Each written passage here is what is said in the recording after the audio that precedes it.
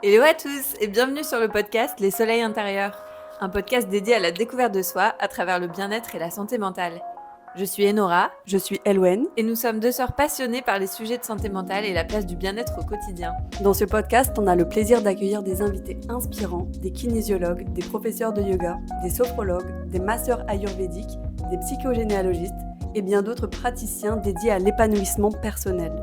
Après avoir traversé des épreuves comme des burn-out, des reconversions ou encore des accidents de la vie, ils ont tous en commun la quête profonde de sens. Ils ont ensuite façonné leur propre chemin et trouvé leur manière de rebondir. À travers ces entrevues, on va plonger ensemble dans leur parcours unique. Découvrons ce qui les a conduits à embrasser leur pratique et comment ils l'appliquent pour enrichir la vie de ceux qu'ils rencontrent. Au fil des conversations, nos invités partagent généreusement leurs conseils pratiques et leurs rituels bien-être conçus pour être intégrés facilement dans ton quotidien. Que tu sois en quête de sérénité intérieure, de méthodes pour gérer le stress ou simplement curieux d'explorer de nouvelles pratiques pour nourrir ton esprit et ton corps, les soleils intérieurs, c'est ton shot de bienveillance et pourquoi pas l'ouverture à de nouvelles pistes pour une meilleure connaissance de toi. Alors prépare-toi à être inspiré, à découvrir de nouvelles perspectives et à prendre des habitudes qui transformeront, nous l'espérons, ton bien-être au quotidien. Et maintenant, place à l'épisode. Et aujourd'hui, on se retrouve pour parler des annales akashiques avec Mélodie. Après un début de carrière dans la finance, Mélodie se rend compte assez rapidement que cette voie ne correspond pas à ses aspirations profondes. Elle décide alors de tout quitter pour entreprendre un voyage initiatique autour du monde qui va durer 3 ans. Ce périple, il va lui permettre de se reconnecter à elle-même, d'explorer ses propres blocages et de pouvoir les transformer progressivement. De retour en France, Mélodie se tourne vers les pratiques du bien-être. Elle devient alors professeure de yoga et se forme aux soins énergétiques, aux lectures akashiques et à la psychogénéalogie.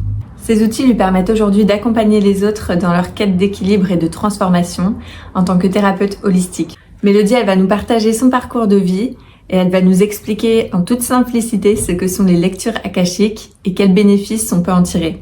Et tout ça, elle nous le fait en nous partageant des exemples concrets et des anecdotes de patients qu'elle a pu accompagner dans la résolution de leurs problématiques grâce aux lectures akashiques. Mélodie nous dévoile également ses rituels bien-être pour se sentir mieux au quotidien et pour cultiver une harmonie intérieure. Bonne écoute. Bonjour Mélodie. Bonjour Enora. Merci beaucoup d'avoir accepté de participer à notre podcast Les Soleils Intérieurs.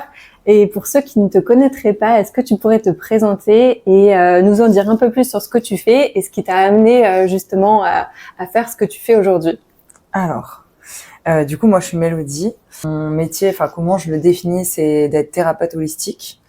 Donc j'accompagne les personnes à se libérer de ce qui les empêche d'être eux-mêmes, d'être alignés, de se reconnecter aussi à leur pouvoir intérieur, à toutes ces choses-là. Et je me suis formée à plein de choses différentes pour avoir vraiment un grand panel d'outils pour pouvoir aider au mieux les personnes. Il faut savoir quelque chose, c'est qu'avant je faisais pas du tout ça dans ma vie. Je travaillais en banque privée, donc, ce qui n'a rien à voir avec ce que je fais aujourd'hui. Et du coup, j'étais totalement désalignée avec cette vie-là. Et donc, du coup, je suis partie en voyage pendant 3 ans et c'est là que j'ai commencé à m'intéresser à tout ce qui touchait au yoga, à la méditation, au développement personnel, à la spiritualité et qui a fait, au fur et à mesure, le parcours que j'ai eu aujourd'hui. Et donc, ton process, finalement, il a pris à peu près combien d'années, tu dirais, entre le voyage, l'acquisition de connaissances? Alors, je dirais, mon voyage, il a commencé en 2016. Ouais. J'ai voyagé pendant 3 ans. Donc, j'ai voyagé, je me suis formée aussi au yoga en Inde. Quand je suis rentrée de voyage, je me définissais pas vraiment comme thérapeute, on va dire. Je pense que je me définissais plus comme étant une prof de yoga ou en tout cas accompagnante en dev perso. Mais en fait, mon parcours, il a été formé par mes propres guérisons et mes propres processus de guérison. Donc, toutes les choses auxquelles je me suis formée, c'était d'abord pour guérir des choses à l'intérieur de moi, pour ensuite accompagner les autres. J'avais pas l'idée au départ de me dire c'est parce que je vais accompagner les autres. Ouais. Et j'avais vraiment ce truc de moi-même j'ai besoin de guérir des choses et au fur et à mesure je me suis tournée là-dessus. Donc on va dire c'était en 2016 et j'ai commencé vraiment à me former en 2019 et là aujourd'hui on est en 2024 donc ça a mis un certain temps. On va dire que je me définis comme thérapeute depuis 2022-2021 à peu près. On va dire que j'accompagne en individuel en tout cas. Hyper intéressant. Et du coup, qu'est-ce qui a fait que justement tu t'es dit que tu avais besoin de partir en voyage? Est-ce qu'il y a eu un événement ou est-ce que... Il y a eu plusieurs choses en fait. Il y a eu le fait que mon travail s'était pas du tout aligné avec ce que j'avais envie de faire. Et ça, tu t'étais rendu compte progressivement ou il y a eu quand même très rapidement. Ouais, ok. J'étais en alternance et j'ai refusé mon CDI, donc ça a été quand même assez rapide. Il y a eu une séparation aussi qui a été à peu près au même moment.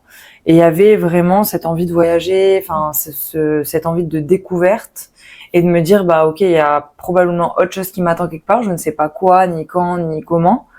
Mais je pouvais pas rester dans un monde et dans un univers qui me demande d'être une autre personne ou qui me demande de mentir ou de pas être alignée avec mes valeurs. Ça, c'était vraiment pas possible. Donc il y a eu un changement d'équipe, une séparation qui ont aussi bouleversé les choses où je me suis dit là maintenant c'est le moment d'y aller et de me lancer dans le voyage quoi.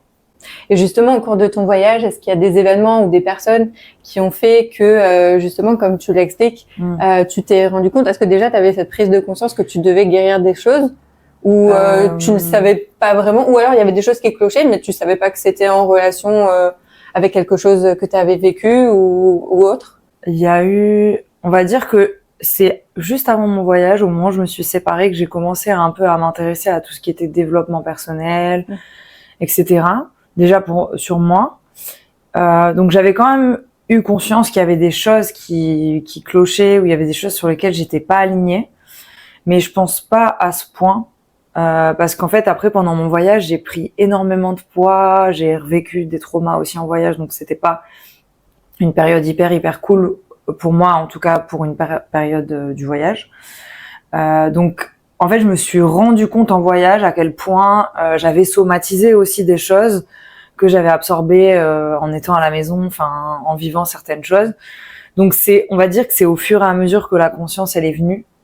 Mais au départ, avant mon voyage, je commençais à m'intéresser à ça, mais pas vraiment de façon très poussée. Est-ce que dans ta famille, par exemple, il y a une spiritualité déjà ou pas du tout? Non, enfin, il y a certaines personnes de ma famille qui sont très penchées sur la religion, des fois même trop penchées sur la religion. Mais sinon, après, non. Donc, t'étais pas du tout exposée à ça avant ton voyage? J'étais justement dans le rejet de la religion, parce qu'en fait, il y avait vraiment eu une espèce de bourrage de crâne par rapport à la religion. Ce qui est drôle qu'aujourd'hui, je fasse appel à des énergies qui sont de l'ordre, pas vraiment de la religion, mais on va dire plutôt divine. Mais non, après, j'ai pas vraiment été exposée à la spiritualité. C'est une famille plutôt cartésienne, à part quelques personnes religieuses. Mais sinon, c'est pas des sujets du tout. Moi, je suis pas baptisée. Mes parents ont décidé que nous, les enfants, en fait, il y a eu la rupture à partir de mes parents. Ok. Donc, il y a aucun des enfants qui est baptisé. Donc, ils avaient décidé vraiment, eux-mêmes, ils en ont eu marre de ça. Et c'est que en voyage où je me suis reconnectée à la religion parce que, j'ai passé du temps dans des villages musulmans, j'ai passé du temps en Inde à découvrir l'hindouisme, en Birmanie, le bouddhisme. Donc, c'est grâce aux autres pays que je me suis après réintéressée à... Ouais, parce que tu avais un autre prisme aussi. Voilà, c'est ça. C'est ça. Et fait aussi, et mon propre, pas mon propre avis, mais en fait, aller un peu piocher dans tout ce qui m'inspirait ou dans tout ce qui résonnait pour moi, pour créer, on va dire, ma propre spiritualité que je vis maintenant, en fait. Ouais, bien qui n'a rien à voir avec la religion, pour moi, aujourd'hui, en tout cas. Ouais, je comprends tout à fait. Et justement, dans ces voyages, est-ce que tu as eu une ou plusieurs rencontres vraiment clés qui, tu penses, ont vraiment joué sur ton envie d'aider ou de devenir thérapeute? Ouais, il y a eu plusieurs rencontres et c'est drôle qu'on aborde du coup ce sujet-là aujourd'hui ensemble. J'ai rencontré plusieurs personnes, notamment au moment de mon voyage, je réfléchissais beaucoup à accompagner les enfants, à travailler sur l'éducation positive, quelque chose que j'ai totalement laissé de côté pour le moment, mais ça reviendra plus tard, je sais. Et en fait, j'ai rencontré un professeur d'école qui était dans un village perdu au fin fond de l'Indonésie, où là, il y a eu cet engouement de réfléchir, très tourné sur la psychologie, sur tous ces sujets-là. Donc lui, il a eu un rôle clé aussi pour moi. Et puis il y a un autre, il m'a été, en fait, à un moment donné de mon voyage, j'ai fait du stop. Ouais. Et en fait, les personnes que j'avais rencontrées dans une ville plus au sud de la Malaisie m'avaient recommandé un professeur. Alors, je sais plus si c'était un professeur, je crois que c'était un professeur de psychologie, Ok. Qui m'avait dit, contacte-le quand tu es dans cette ville. Peut-être qu'il pourra t'héberger ou te donner des contacts ou en tout cas à venir te rencontrer. Et là, on s'est retrouvés à avoir une conversation lunaire sur lui qui est allé en Inde une fois et qui a retrouvé le père qu'il avait dans une ancienne vie. Enfin, donc il a été guidé en allant là-bas et en fait, il s'est rendu compte qu'il y avait des gens qui s'étaient réincarnés. Enfin, voilà, qu'il y avait toute une histoire autour de la réincarnation et qui devaient absolument aller dans tel endroit. Et lui, il m'avait dit, plus tard, tu feras des conférences, il m'avait dit, si un jour tu veux venir intervenir dans mon université, tu pourras le faire pour raconter ton voyage, etc. Et lui, pourtant, je l'ai vu 2 jours dans ma vie, mais je sais, Dr Arjit, j'ai encore son numéro, je peux encore le contacter. Et lui, il faisait des voyages en Suède, en Finlande et tout, pour s'inspirer de comment il s'éduquait là-bas, pour le ramener, ce qui est hyper rare pour les gens qui vivent en Indonésie. Donc lui, il a eu et c'est lui qui m'avait dit, il y a une des serveuses qui me dit que t'as un aura hyper positif et tout, et donc il y a plein de petites choses comme ça qui, d'ailleurs l'anecdote qu'il était allé en Inde pour revoir quelqu'un d'une autre incarnation, je m'en souvenais même pas avant de te le dire, tu vois. Justement, est-ce que tu peux nous en dire un peu plus sur les lectures akashiques, puisque tu as parlé de la personne que tu as rencontrée en Indonésie, et je pense que c'est l'occasion pour ceux qui ne connaissent pas les lectures akashiques que tu nous expliques peut-être un peu simplement, et après on ira dans le détail, mais peut-être au début pour ceux qui sont vraiment pas familiers, expliquer simplement ce que c'est. Ok. Si tu veux bien, je vais juste expliquer comment j'en suis venue à me former aux lectures akashiques d'abord. En fait, je me suis formée à différents outils, comme je te disais. Au début, j'ai commencé par le yoga, ensuite la méditation, ensuite le développement personnel, la communication non violente, un peu plus ensuite vers l'énergétique. Et du coup, quand je cherchais à me former au passage d'âme, à la base, et une des formatrices, elle nous a dit, je forme aussi aux lectures akashiques. En sachant que, pourquoi est-ce que je me suis penchée vers les lectures akashiques, c'est j'avais travaillé au niveau personnel, au niveau transgénérationnel aussi, parce que je m'étais formée en psychogénéalogie, et que je voyais bien qu'il y avait encore des choses pourtant j'ai conscience de ce qui s'est passé moi dans ma vie, j'ai conscience de ce qui s'est passé dans ma famille et de l'impact que ça a eu sur moi, et pour autant c'est toujours bloqué. Et donc du coup, je me suis dit il faut aller chercher ailleurs du coup, donc dans la dimension énergétique, etc. Et lecture akashique, je me suis dit du coup si c'est pas dans cette vie-là, si c'est pas dans mes ancêtres, c'est peut-être dans les vies d'avant, du coup. Et donc c'est comme ça que je me suis tournée vers les lectures akashiques. Donc pour expliquer brièvement, on va dégrossir le trait de ce que c'est. Déjà il y a plein de gens qui ont peur de ça. Après ça dépend des croyances des gens aussi. Donc c'est-à-dire que les gens qui vont... C'est beaucoup lié avec la religion. Alors c'est beaucoup lié à la religion, mais en tout cas avec des croyances, c'est-à-dire que on va pas forcément faire une lecture akashique si on croit pas qu'on a eu plusieurs vies. Oui, déjà. Si on croit pas qu'on s'est réincarné, ou en tout cas si on croit pas à ça, ça va être difficile, quoique on peut quand même revenir dans le passé aussi avec les lectures akashiques quand même. Parce que comme c'est comme une grande bibliothèque, en fait, où il y a toute l'histoire de l'âme dedans. Donc c'est comme si on imagine, il y a un espace là dans l'univers quelque part, qui est pas forcément... Mais c'est plus qu'une base de données, parce que je préfère le visualiser en livre, parce qu'il y a quelque chose avec... tu prends le chapitre qui t'intéresse. Donc c'est comme s'il y a une grande bibliothèque dans l'univers, où en se connectant justement, qui s'appelle les annales akashiques, du coup, c'est un lieu avec des annales, où il y a la vie, ce qu'a expérimenté l'âme pendant toutes ses incarnations. Donc c'est-à-dire depuis sa première incarnation jusqu'à maintenant, même jusqu'à après. Enfin, potentiellement aussi, on peut accéder à des données du futur.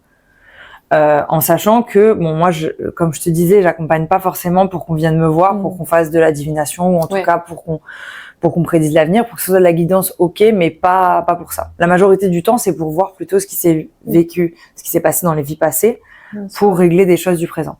Donc c'est comme si on arrivait avec une problématique et on allait poser une question aux annales akashiques, donc intuitivement, enfin en tout cas en canalisation, il y a tout un processus d'ancrage avant.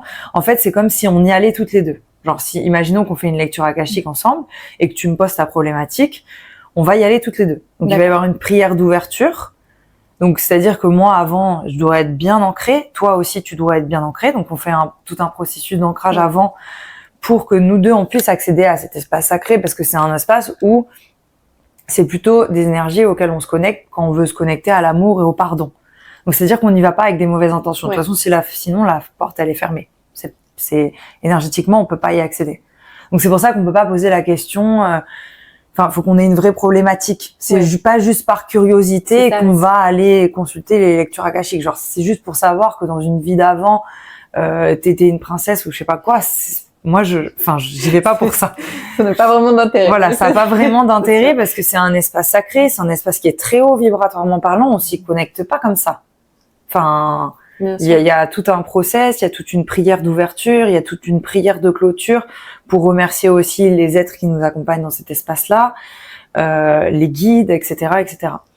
Donc c'est comme si on allait, en fonction de ta problématique, prendre le livre du chapitre qui a eu un impact. Des fois, on a accès à la vie racine. La vie racine, ok. Donc la vie racine, c'est la vie dans laquelle la problématique a commencé. Ok. Parce que des fois, c'est une problématique que tu te coltines dans plusieurs vies. D'accord. Mais souvent, c'est la vie racine qui a été la plus traumatisante. Et vu que c'est pas réglé, en fait, on se coltine la même problématique dans plein de vies différentes. Mais des fois, comme la vie racine, elle est peut-être trop violente à expérimenter, trop violente à canaliser. Alors, plus pour la personne que peut-être pour moi.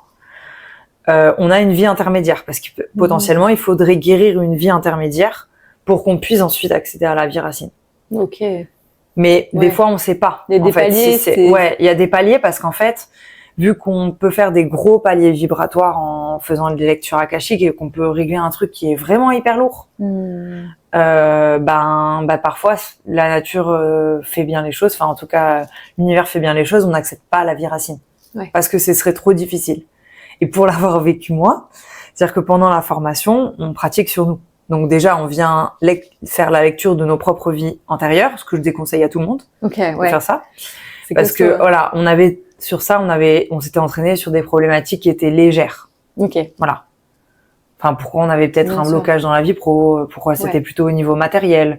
On allait moins sur l'aspect relationnel, encore moins sur des sujets comme la sexualité ou des traumas. Enfin, on n'allait pas là-dessus. Pour en tout cas canaliser nos propres vies antérieures. Et au moment où la personne avec qui j'étais devait canaliser ma vie antérieure, c'était tellement hardcore ce qu'elle était en train de voir qu'on a coupé la lecture.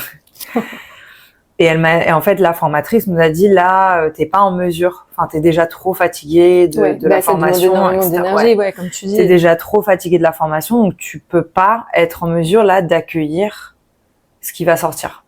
Ce qui est une grande sagesse et très riche pour une formatrice de savoir quand est-ce que c'est la limite ou quoi.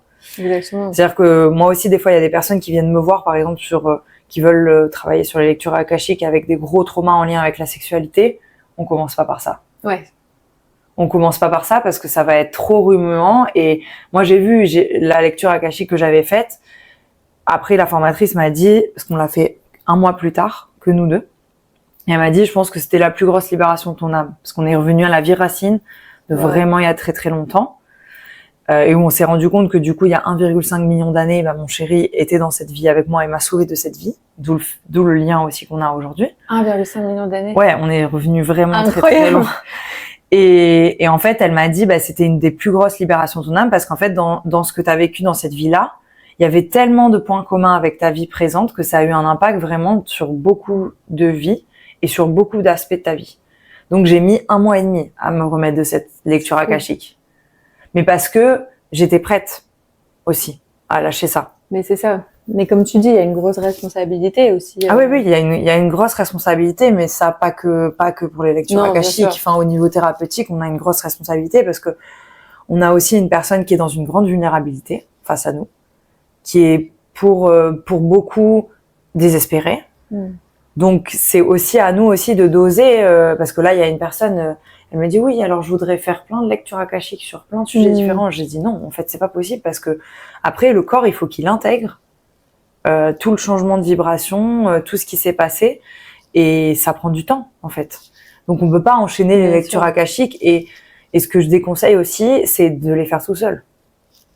Parce que, ok, on arrive à accéder à ces espaces-là, mais moi, j'y vais jamais toute seule. Parce que sinon, il y a qui m'accueille émotionnellement parlant quand moi, je suis en train de processer des choses et je vais avoir mes propres résistances dans le processus. Et la personne qui t'accompagne, elle est aussi là pour faire lever ces résistances-là. Ouais, ben c'est ce que les gens peut-être doivent comprendre, c'est que c'est pas anodin comme acte, non. quoi. Et comme tu dis, il y a vraiment un impact qui peut. Peut-être que tu as eu des exemples de gens que tu as suivis, mais après ça va être très personnel. Après, il y a des gens qui peuvent être très très fatigués parce que énergétiquement, alors c'est un peu comme les soins. Donc énergétiquement, on monte beaucoup en vibration.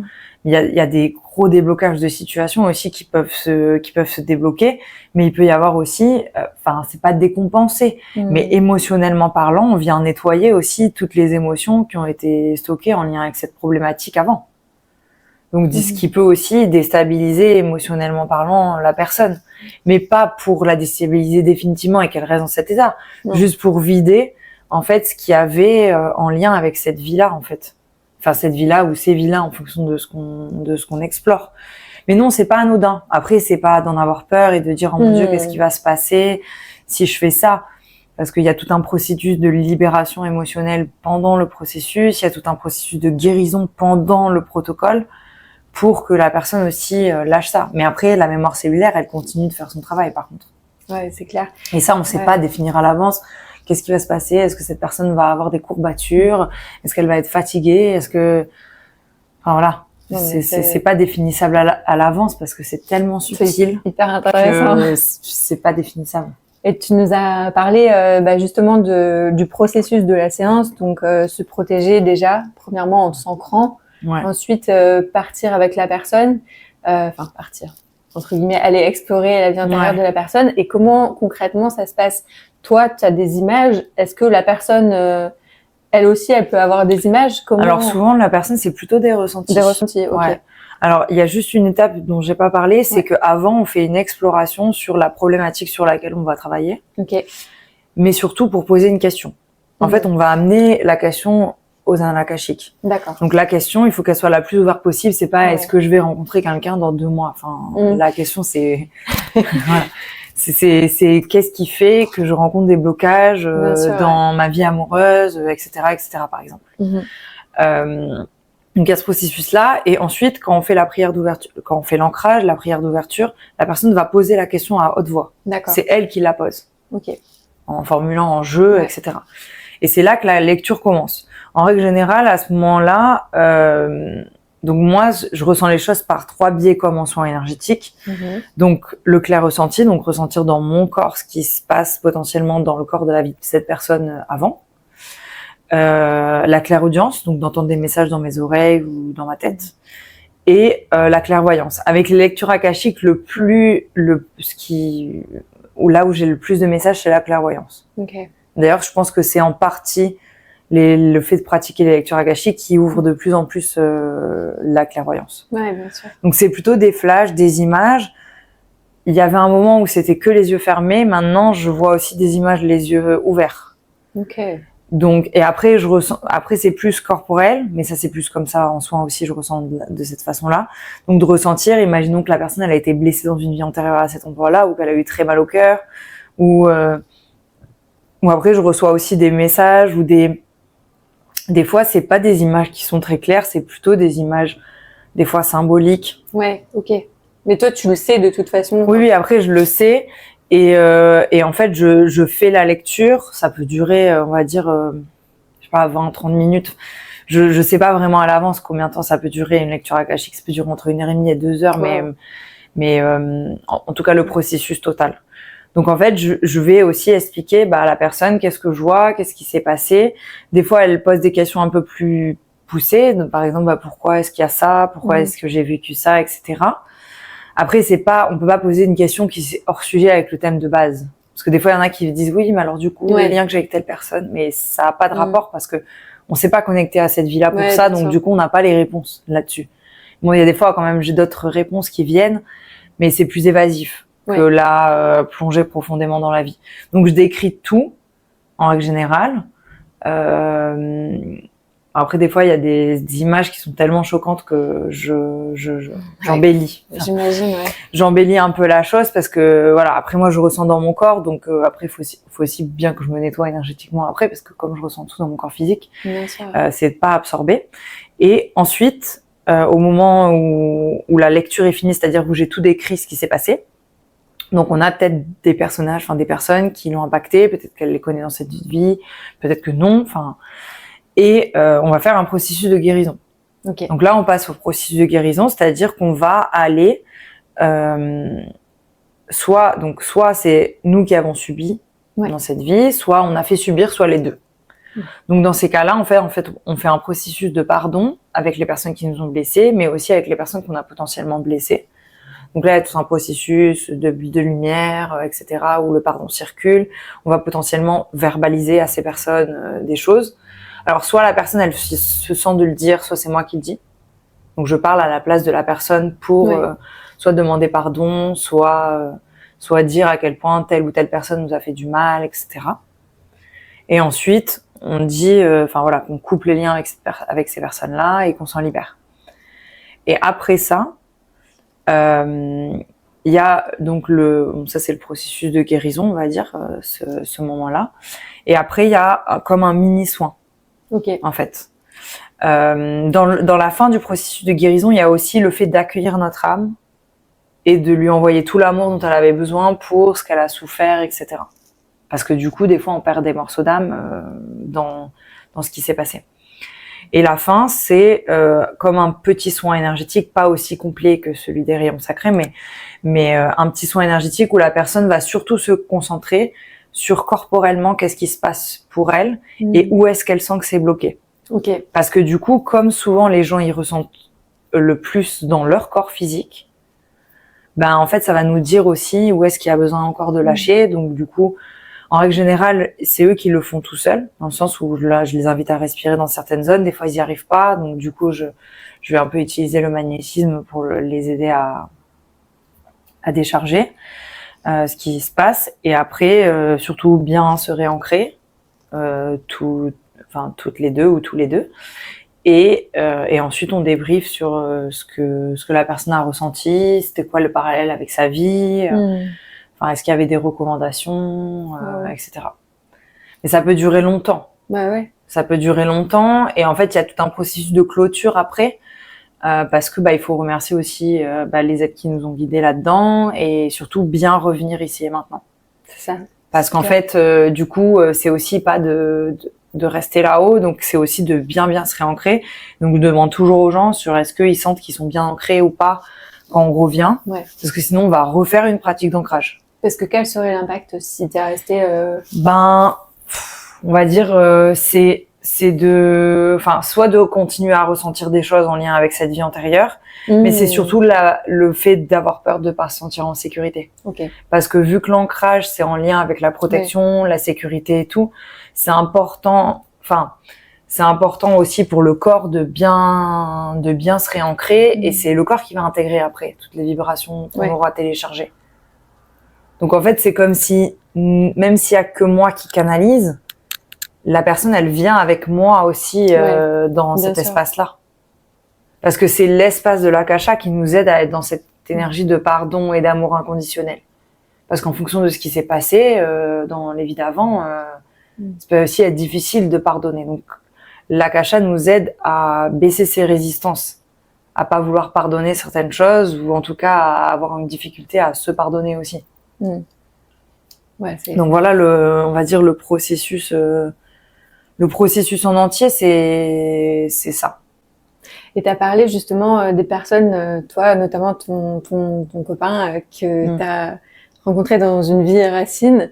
Est-ce que justement tu penses que toutes les personnes, notre famille d'âme, comment est-ce que ça se passe Alors je dirais que la majorité des personnes qu'on connaît dans cette vie, on les connaît déjà dans les vies d'avant. Okay. Celles avec lesquelles on a le plus de problématiques, c'est celles avec lesquelles on a vécu les choses les plus difficiles aussi dans les vies d'avant. Alors souvent les personnes avec qui on est en couple, on les connaît bien comme il faut. Enfin, on on les connaît de plusieurs vies, parce que bon, au-delà de cette vie-là, il y a d'autres vies que j'ai dû nettoyer aussi. Une vie où mon chéri m'a poussé d'une falaise, une vie où il était mon père. Enfin, voilà, il y a eu aussi d'autres choses. Enfin, en fait, c'est le karma de la relation avec les personnes. Donc c'est aussi pour ça que des fois on a des relations très conflictuelles avec certaines personnes dans cette vie, on comprend pas pourquoi, il y a des personnes on peut pas les sentir, on sait pas pourquoi, mais en fait elles viennent aussi réveiller des choses. Pour avoir travaillé avec les lectures akashiques sur mes traumas, je suis remontée à une vie racine où j'ai vu 4 personnes que je connais dans cette vie-là. Et comment tu sais justement, comment est-ce que tu reconnais l'énergie? En fait, c'est-à-dire qu'elle canalisait et moi, comme j'ai été formée aussi, je voyais aussi ce qui se passait. Ouais. Ce qui est d'autant plus difficile parce que du coup, quand elle me demandait d'accueillir toutes les personnes qui m'ont fait du mal, je lui ai dit mais il y a quand même beaucoup de gens. Elle m'a dit oui, je sais.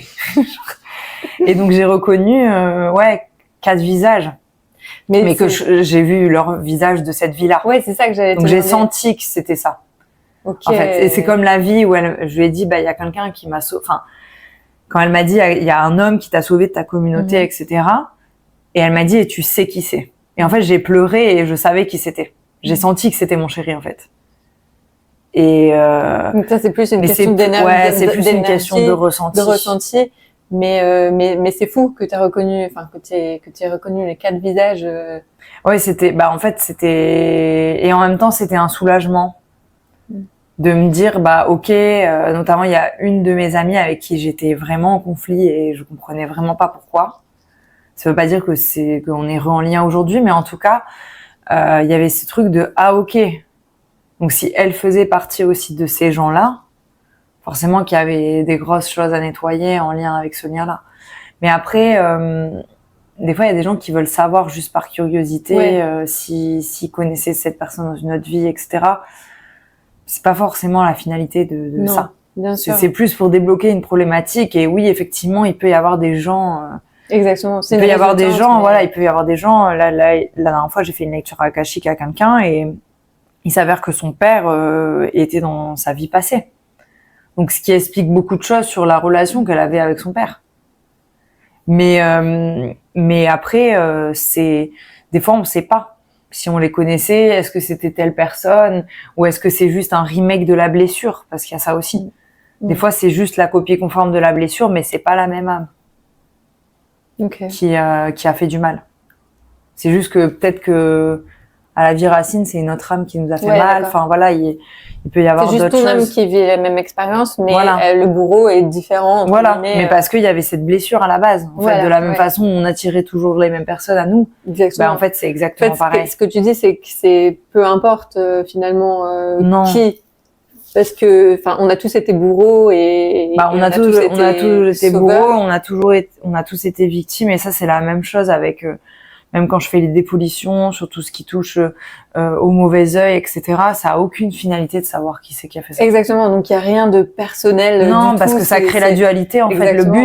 Le but des lectures akashiques, c'est vraiment d'aller pardonner ce qui s'est passé. Donc, c'est pas de dire, mais parce que dans une vie d'avant, tu m'as fait ça, alors du coup, sachant que les bourreaux sont entre guillemets interchangeables, c'est l'expérience qui est importante et qu'il faut comprendre pour pouvoir, justement, aller et pour que l'âme, elle soit libre aussi de ça et qu'elle récupère aussi, parce que des fois, en fait, ça arrive des fois dans les lectures akashiques que les gens, ils aient à se pardonner que tout seuls. Ils se sont auto-sabotés. Ouais, ils se sont auto-sabotés ou ils se sont auto-fait du mal, etc. Et que des fois, c'est même l'âme en elle-même qui a juste plus souffert, en fait, de la relation à elle-même, en fait. Mais, alors, je sais pas si ma question va être très claire. Une âme, quand elle naît, déjà elle naît... Quand elle s'incarne? Oui, quand elle s'incarne pour la première fois. Ouais.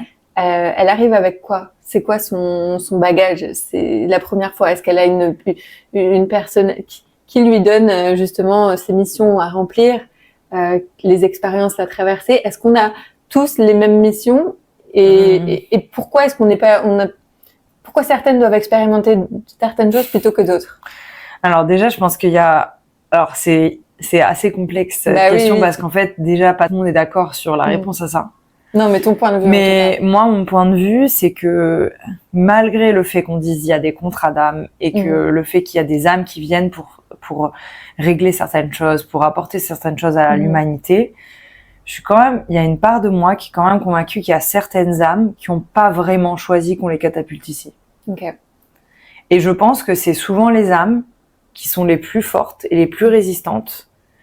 Et du coup, c'est pour ça, entre guillemets, alors ça veut pas dire une question de élu, pas élu, machin, mais il y a des âmes qui, je sais pas si en âme et conscience, elles ont choisi d'être là. Et je pense aussi qu'il y a des âmes qui, en fait, ce qui se passe, c'est que la vibration de la Terre, elle est beaucoup plus basse que là, l'endroit d'où les âmes arrivent. Donc, d'où la difficulté aussi à vivre dans cette incarnation et à s'autoriser aussi à transmuter les choses dans cette incarnation. À la base, quand les âmes sont arrivées, elles n'avaient pas eu de background, en fait. C'est ça, pas de background. Voilà. C'est ça, alors oui, elles ont, enfin, pour moi, les âmes, elles ont une mission. Il y a quand même des choses qui vont driver leur expérience. Mais en fait, c'est les blessures des vies d'avant qui ont façonné aussi ce qu'elles sont aujourd'hui. Après, je pense que les vieilles âmes, elles ont peut-être des missions plus profondes des fois que d'autres. Mais ça, c'est pas un truc de classement d'âmes en disant il y a des âmes qui ont. Et puis il y a des âmes aussi qui n'ont pas les ressources.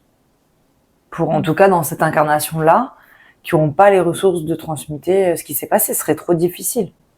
Parce qu'on dit que les âmes qui sont en train de naître en ce moment, elles viennent guérir l'humanité. Alors, je sais pas si on arrive jusque-là, mais elles sont un peu plus évoluées, en tout cas sur le plan spirituel. Vibratoirement parlant, elles ont une, ça a rien à voir avec les lectures akashiques, mais une des parties des choses que je fais, c'est des communications bébés, avec des bébés qui sont pas encore là. Du coup, enfin, qui sont déjà dans le ventre, mais des fois même qui sont pas encore incarnés. Et ces âmes-là, elles sont très élevées, vibratoirement parlant. Mais d'où le fait que ça pousse les parents à s'éveiller spirituellement parlant, parce qu'en fait ils vont pas réussir sinon à élever leur enfant en adéquation avec ce qu'il a besoin. Et donc du coup, ce qui fait que il y a des parents qui se prennent froid et des grosses blessures au visage quand il y a les enfants qui arrivent, parce que il y a plein de choses qu'ils n'avaient pas à travailler. Et moi je l'ai fait pour avoir communiqué plusieurs fois avec des bébés. On est là pour guérir notre maman. On est là pour guérir notre famille, on est là pour guérir l'humanité. Donc en gros, s'ils sont pas prêts, c'est pas grave. On a pris le tunnel direct pour arriver ici. Mais ce qui fait aussi que ces âmes-là, au dernier moment, quand elles sont sur le point de s'incarner, elles ont peur. Parce qu'en fait, elles savent que l'endroit où elles vont arriver, il y a un gros gap vibratoire avec l'espace dans lequel elles arrivent. D'où le fait que, aujourd'hui, il faudrait arrêter de mettre la lumière trop forte pour les bébés pour qu'ils arrivent. Il faudrait augmenter la température pour que ce soit moins choquant. Pour qu'il y ait moins de bruit, pour que la transition, en fait, elle se fasse avec plus de conscience, qu'il y ait un accompagnement spirituel de l'enfant avant même qu'il arrive, pour que ça soit plus facile et que les âmes qui s'incarnent aujourd'hui ne soient pas en refus d'incarnation.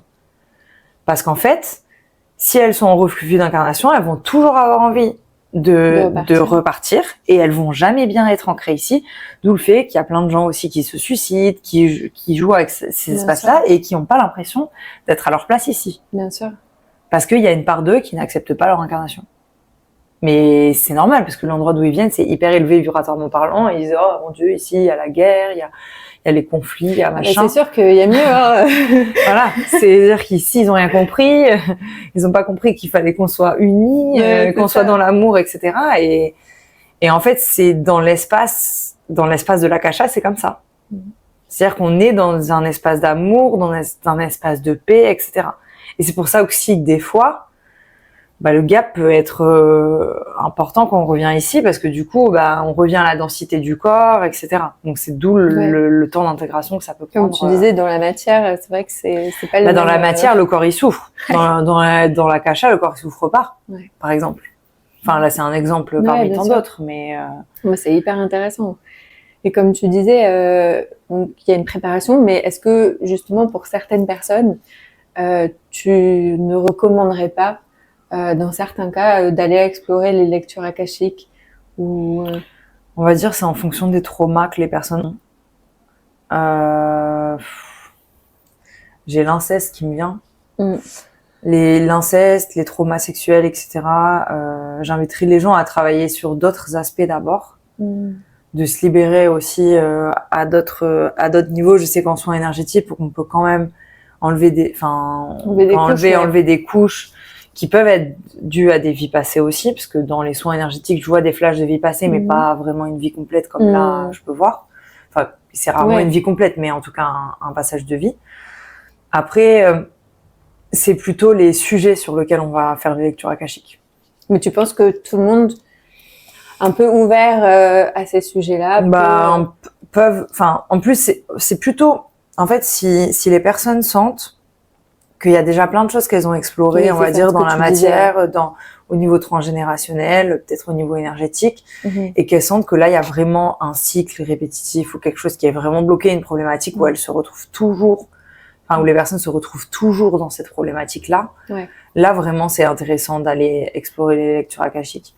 Après, c'est pas quelque chose qu'on fait de façon régulière, comme des soins ou comme des séances. Enfin, c'est pas du tout comme ça. C'est comme quand tu sens que ta problématique, elle arrive, en gros, que tu as exploré toutes les solutions et que là, il te manque un peu du chaînon manquant. Voilà. Après, c'est sûr que les personnes, par exemple, qui ont des problèmes de santé et qui ne trouvent pas leur solution au niveau médical ou ce genre de choses, ils peuvent aussi aller creuser dans cette sphère-là pour comprendre aussi, c'est quoi peut-être la racine de cette c'est vrai que de ce problème de santé. Parce que j'avais un ami à moi qui est venu me voir parce que il avait exploré sur plein de plans et pourtant lui il est énergéticien et il m'a dit au niveau du dos c'est toujours un problème. Et du coup on est allé voir au niveau des lectures akashiques qu'est-ce qui s'était passé. Et en fait, il a été blessé dans un combat, voilà. Donc en fait, il avait beau faire toutes les séances d'ostéo, tous les trucs ici dans cette vie, ça prenait racine il y a tellement longtemps que. Donc oui, effectivement, sur les problèmes de santé récurrents qui se règlent pas, il y a des fois des gens qui viennent aussi pour ça. Après, je vois pas de warning particulier par rapport au sujet. C'est juste que même si on veut travailler les lectures akashiques, par exemple, avec les traumas, c'est sûr que ça offre des libérations immenses. C'est juste qu'il faut être prêt à être secoué pendant un petit moment, le temps de l'intégration de tout ça. Et non, je ne vais pas dire aux personnes ce qu'elles ont envie d'entendre. C'est ça aussi. Je vais pas raconter une vie antérieure où c'était cuit les petits oiseaux, etc. Donc, c'est vrai que certaines personnes pourraient penser c'est génial, non. Ça flatte un peu l'ego, j'étais quelqu'un d'important. Mais en plus, on va pas creuser ça parce qu'on va travailler sur une problématique. Donc on va forcément travailler sur quelque chose qui n'ont pas été géniales, qui n'ont pas été cool. Ouais, c'est sûr. Donc j'ai une fois une patiente, elle me dit je suis vraiment pas contente de ce que tu me dis et tout. Je lui dis mais écoute, moi je suis pas responsable de ça, de après comment toi tu prends la chose. Mais après elle a processé, voilà, ça a réglé des choses en elle, mais voilà, elle s'attendait à autre chose et donc du coup c'est aussi de pas avoir d'attente en fait. Et il y en avait une où, dans un soin, c'était pas vraiment dans une lecture akashique pure, mais dans un soin, je lui ai dit que c'est elle qui avait fait du mal à des gens et à beaucoup de gens. Et elle a vraiment très, très, très mal pris. Elle a dit, c'est horrible.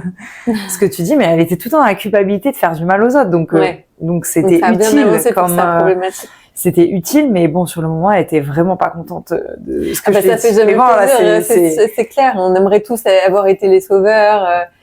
Et malheureusement, c'est pas possible. Sinon, on n'aurait pas de problématique du tout dans cette vie. C'est ça, c'est ça.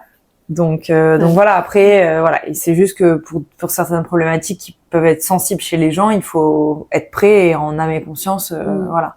Et toi, justement, tu disais que pour toi, tu n'avais pas forcément exploré dès le début quand tu as commencé ta formation de lecture akashique parce qu'il y avait un trauma qui était trop lourd. Mais est-ce que tu fais pareil avec tes patients? C'est-à-dire que quand tu vois qu'il y a quelque chose de trop lourd, tu y vas petit à petit. Oui. Et si tu sens que la personne est un peu fragile sur certaines thématiques, tu donnes pas tout, quoi. Non, mais après, ça, c'est valable pas que pour les lectures akashiques, c'est valable pour la psychogénéalogie, c'est valable en énergétique. Ouais, bien sûr. C'est aussi de sentir ce que la personne elle est capable d'entendre ou pas. Enfin, on a eu une discussion avec des amis ce week-end, notamment sur l'acceptation des traumas en lien avec la sexualité. Tant que la personne ne verbalise pas aussi elle-même que c'est un abus, que c'est un viol, etc., il faut aussi lui laisser son processus. Bien sûr. Et en fait, c'est la même chose avec la thérapie, avec l'énergétique, avec les lectures akashiques. C'est-à-dire qu'on peut pas sauter des étapes sur le parcours de guérison parce qu'on va plus déstabiliser la personne complètement. parce qu'il y a besoin aussi beaucoup d'ancrage, de se sentir en sécurité, toutes ces choses pour guérir. Et si la personne elle se sent pas bien, c'est pas possible en fait d'avancer. Et si c'est trop violent, la personne va arrêter alors qu'elle aurait encore besoin d'être accompagnée. Et donc ça, c'est vraiment de ressentir soi. Voilà, c'est toujours un équilibre de dire, ok, pour amener la personne à guérir, elle doit quand même être un peu secouée, mais dans quelle limite, en fait. C'est ça qui est difficile. Et je sais aussi que, qu'il y a certains thérapeutes ou il y a certaines personnes qui accompagnent qui, des fois, prennent pas de pincettes. Ouais, Et on a aussi une responsabilité. Bien sûr. On a une grande responsabilité dans ce qu'on dit, moi, les lectures akashiques, en plus, l'audio est tout enregistré parce que 20 minutes après, je me souviens plus de rien. C'est un peu comme une transe, quoi. Ouais, c'est pas vraiment comme une transe parce que je suis tout à fait consciente, en fait, j'oscille entre là-haut et ici, en fait. Donc, je suis toujours très, très ancrée. Mais je peux pas me souvenir quand je rentre chez moi des soins, des lectures akashiques, etc. Je peux pas dormir avec ce qui s'est passé. C'est pas forcément recommandé. C'est pas du tout possible en fait. Non, bien sûr. Donc oui, après il y a l'étape par étape. Moi là, j'ai une de mes patientes qui a voulu travailler les traumas en lien avec la sexualité en lecture akashique. On l'a pas travaillé pour l'instant. On a travaillé sur la problématique amoureuse d'abord. Avec le lien avec quelqu'un qui se coupait pas, mais on n'a pas travaillé sur ça parce qu'on l'a pas travaillé autrement. Ouais. Donc en fait, on va pas commencer direct avec les lectures akashiques. En tout cas, pas sur ce sujet-là. Bien sûr. Ouais, mais complètement. Mais justement, tu parlais des bienfaits. Est-ce que justement, à part soigner des traumas, est-ce que par exemple, tu disais qu'il y avait un impact sur la santé, il y a des vraies transformations. Est-ce qu'il suffit d'une séance? Est-ce qu'il y a un suivi après, je sais pas, de soins énergétiques qui fait que la personne elle arrive justement à soigner sa problématique? C'est quoi le process? Bon, j'imagine qu'il est différent pour chacun. Ouais, il est vraiment différent pour chacun. Mais est-ce qu'il y a un pattern? Ça va vraiment dépendre de la problématique sur laquelle les gens vont travailler. Sur est-ce que ces personnes-là, elles sont déjà en chemin sur elles-mêmes, qu'elles sont déjà suivies aussi par ailleurs. Il y en a aussi, ça peut révéler des choses. Par exemple, il y en a une qui est venue faire une lecture akashique, ça a révélé des choses au niveau familial. Ok. Et donc du coup, on a basculé sur la psychogénéalogie et sur des aspects un peu plus transgénérationnels là-dessus. On va dire que je scinde pas forcément, même si lecture akashique, c'est une séance à elle-même, elle-même, comme les soins énergétiques. Mais je vais pas forcément scinder dans les accompagnements avec les gens, dans le sens où si on doit travailler au niveau corporel, si on doit travailler au niveau émotionnel, ou si on doit travailler au niveau transgénérationnel, énergétique, lecture akashique, je vais venir aussi conseiller et guider. Après, c'est la personne qui décide ou pas si elle s'engage dans son processus de guérison. Mais c'est sûr qu'en fonction de ce qui ressort des lectures akashiques, et de comment la personne réagit à ça, il y a des fois des personnes qui ont besoin de travailler d'autres choses pour aller enlever des couches, etc. Après, les principaux impacts que j'ai ressentis chez les gens, c'est déjà beaucoup plus d'alignement. En fait, c'est très subtil. C'est comme si d'un coup, ils se comportaient plus trop pareil, mais au début, ils se rendent pas compte. Ouais. Et puis, au fur et à mesure, ils se disent, ah ouais, mais en fait, je me suis rendu compte qu'avec cette personne, je me comportais plus pareil, que je pensais plus ça, et donc c'est difficile de définir à l'avance ce qui va se passer. Alors il y a cet homme-là avec ses problèmes de santé où du coup, au niveau du mal de dos, ça a quand même bien apaisé les tensions. Après, ça peut être aussi, justement, une de mes patientes qui a eu du mal à couper le lien avec quelqu'un, ça l'a fait avancer dans ce processus-là, donc elle a pu aussi lui dire, moi non, il faut qu'on arrête de se voir, etc.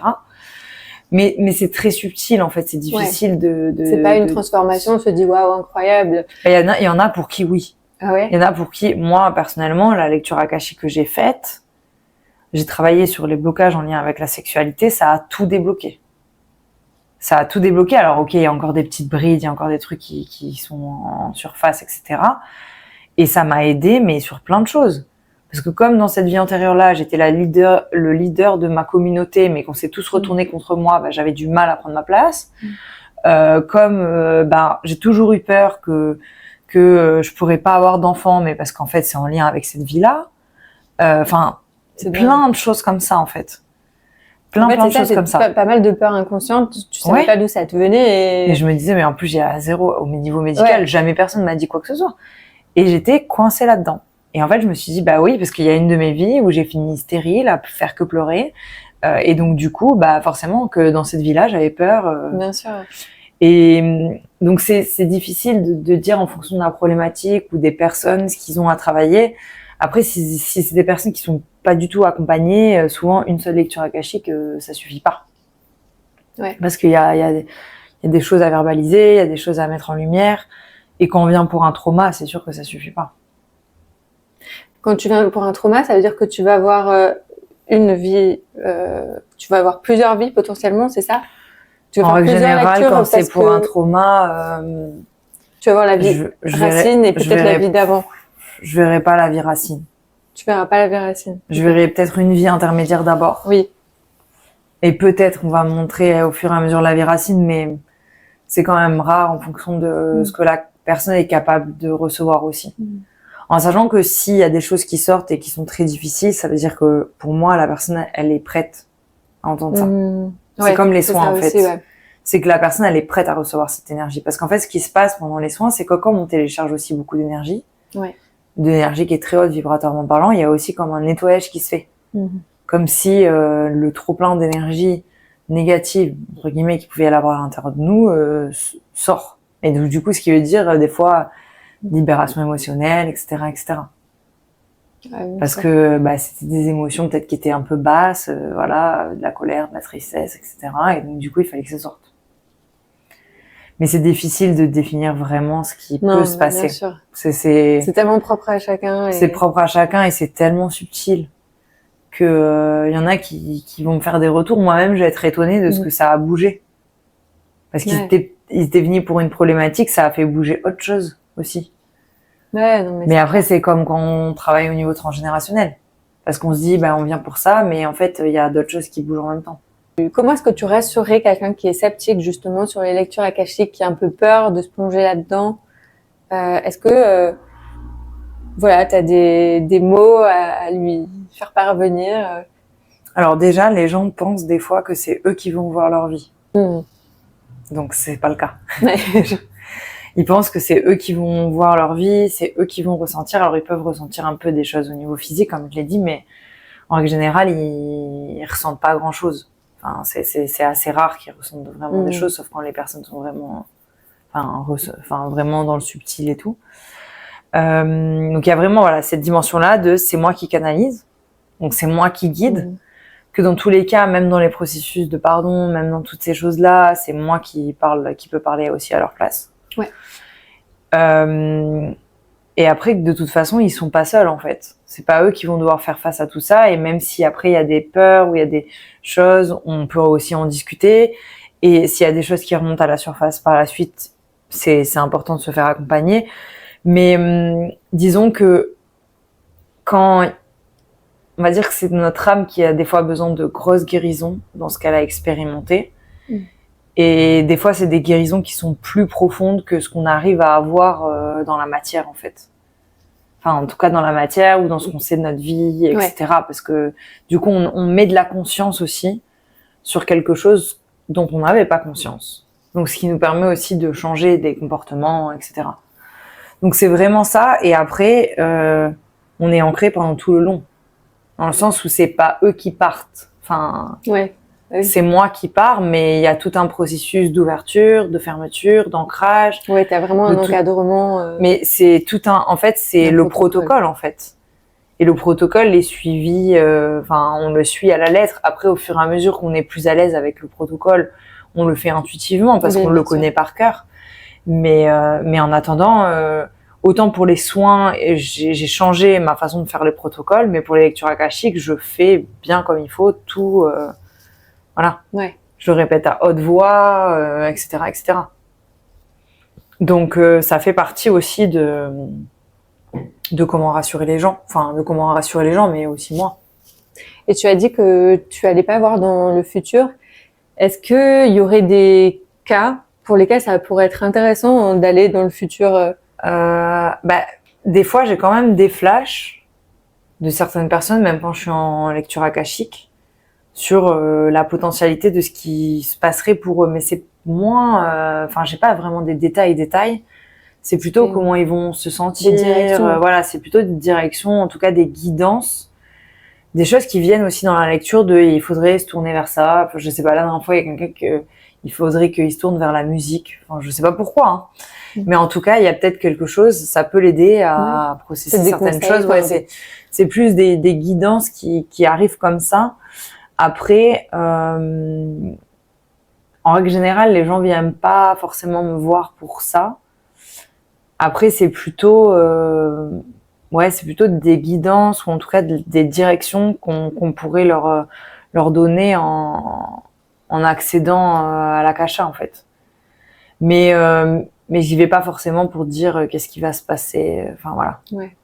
Parce qu'on me dit que Léonard de Vinci allait dans les annales akashiques pour justement trouver ses inventions. Donc potentiellement, si on est entrepreneur et qu'on a envie de sortir c'est possible. On peut l'utiliser. Après, c'est vraiment dans quelle énergie on l'utilise. En fait. C'est ça. En fait, faut que ça soit bénéfique aussi, pas que pour soi, mais pour l'humanité, en fait. C'est ça. En fait, si tu vas dans les annales akashiques juste pour faire plus d'argent, la porte est fermée. Exact, ouais. Si tu vas dans les annales akashiques pour contribuer à la beauté, à je sais pas, peu importe ce que tu veux faire, alors là, la porte elle est ouverte. Mais parce que ça doit servir le collectif. Ou alors ça doit servir ton propre processus de guérison ou le propre processus de guérison. Enfin, il y a une espèce de justesse. C'est comme si on te donnait tout le matériel c'est comme si tu pouvais accéder à une grande pièce où il y avait tout le matériel de la terre, mais que t'étais juste un profiteur et que tu venais tout voler. Tout piller, ouais. Bah non. Bah oui, bien sûr. En fait. Parce que comme c'est un endroit sacré dans lequel il y a beaucoup de choses, après oui, il peut y avoir de l'inspiration, il peut y avoir... Moi, je pense aussi que les projets qu'on a, c'est des projets qui nous ont choisis. Enfin, c'est des flashs qu'on a, c'est des choses qui nous viennent aussi de là-haut. Donc, c'est quelque chose dont on peut aussi, qu'on peut explorer aussi pour potentiellement visualiser notre futur nous, etc. Mais moins dans le côté prédiction, etc. Donc comment est-ce que tu peux savoir lorsque tu vas explorer ce genre de choses que le thérapeute qui t'accompagne justement il y a beaucoup de ressenti mais tu vois je pense à des gens qui sont peut-être en situation de vulnérabilité, qui sont peut-être au début aussi, c'est ça, et qui sont peut-être au début de cette quête un peu personnelle et qui vont avoir affaire à quelqu'un qui est peut-être pas aussi responsable que toi. Et quels sont les moyens justement de pouvoir faire en sorte que ça n'arrive pas? Déjà, il y a le fait de ressentir effectivement que la personne, elle ait fait le travail sur elle. Enfin, un minimum sur son parcours, en tout cas, qu'est-ce qu'il a mené là. Même si ça justifie pas tout, mais quand même. Bon, il y a les formations, bien évidemment.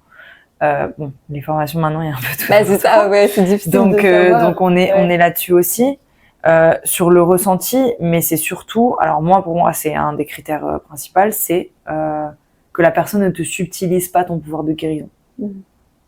C'est-à-dire que en tant que thérapeute, on n'est pas responsable de la guérison de quelqu'un. C'est-à-dire qu'on est censé lui donner les ressources pour qu'elle-même fasse le travail de guérison. Et ça, c'est un énorme warning. Si la personne, elle nous dit qu'on a absolument besoin d'elle, et après, il y a aussi tout le truc il y a beaucoup de gens, par exemple, aujourd'hui, qui sont formés aux constellations familiales, à plein de choses comme ça et tout, mais qui n'accompagnent absolument pas émotionnellement parlant les gens. Et ça, pour moi, c'est un gros warning. C'est-à-dire qu'on ne peut pas faire une lecture akashique sans qu'on soit capable d'accueillir émotionnellement parlant une personne. Donc c'est ça aussi, le fait de faire une lecture akashique. En vrai, il y aurait plein de gens qui pourraient se former à ça, mais il faut le faire avec quelqu'un qui est capable de nous accueillir émotionnellement parlant sur ce que ça peut générer aussi. Bien sûr. Et qui a un suivi aussi. Voilà, et qui a un suivi. Et ça, c'est difficile de définir. Aujourd'hui, ça n'existe pas. Un organisme de contrôle. J'ai une amie à moi qui veut lancer une association de sensibilisation à ça, pour qu'il y ait des labels. Enfin, c'est très difficile parce que c'est difficile d'encadrer quelque chose qui est subtil aussi. Ouais, bien sûr. Mais je pense aussi, mais après c'est la même chose avec certains psys. Moi, il y a pas longtemps, je croyais encore que les psys étaient obligés d'avoir une supervision. c'est pas le cas. Non, ça m'étonne pas. C'est pas le cas. Ouais. Donc, ils ont une obligation de supervision pendant la formation, et ensuite, non. Et alors que moi, je m'oblige, enfin, moi, je suis suivie toutes les 2 semaines, etc., voilà, par différentes personnes, etc. Et donc, c'est cette conscience-là aussi. Et j'ai une de mes copines qui m'avait dit, bah, pourquoi moi, je t'envoie les personnes en énergétique? C'est parce que toi, je sais que tu fais le travail. Et ça, c'est le plus gros signe, en fait. Bon, après, il y a les avis, il y a la recommandation. Je pense que c'est Moi, important, personnellement, et là, il y avait même des formations, des choses comme ça, où bah, moi, si je connais pas les gens, je recommande pas. Bien sûr. Encore moins en Bien énergétique, encore Ouais, moins, c'est voilà. clair. Si j'ai pas testé moi, donc je préfère leur dire, bah, cherchez quelqu'un, enfin voilà. Mais moi, je peux pas vous dire. Donc voilà. En tout cas, mes tips à moi. Et du coup, toi, comment est-ce que tu fais? Tu dis que tu t'étais suivie. Comment est-ce que tu fais pour rester alignée et pour pouvoir justement accompagner les gens pour rester connectés? Quels sont tes rituels, tes pratiques? Qu'est-ce que tu mets en place quotidiennement? Alors déjà, l'ancrage, ça c'est obligatoire. Ça, c'est tous les en jours? début de journée, avant les soins. J'ai des protocoles aussi de début de soins. Maintenant, je suis en train de me faire des protocoles aussi de fin de soins. J'en avais pas jusqu'à présent. Et en fait, ce que je me suis rendu compte, c'est que des fois, corporellement, j'ai trop absorbé ce que j'ai canalisé. Et donc, du coup, après, c'est mon corps qui prend. Donc, il y a ça. Là, il y a pas longtemps, on m'a dit aussi que je pouvais ritualiser les choses en buvant un verre d'eau avec du citron aussi pour nettoyer tout. Moi, quand je fais des soins, je me nettoie ensuite tout, tous les avant-bras, jusque là, le visage, etc. Et après, quand je prends ma douche, c'est aussi de me dire, bah, tout ce qui est par moi, je le décharge. Donc, j'habite dans la nature, donc je décharge dans la terre. Après, c'est de mettre en place des protocoles. Moi, j'ai un suivi régulier avec ma coach. Elle intervient sur quasiment tout. Donc, sur le côté énergétique, je me fais aussi des auto-soins. Quand je sens que vraiment, j'arrive plus, moi, à le faire, ben, je vais demander aussi à mon formateur de me faire des soins.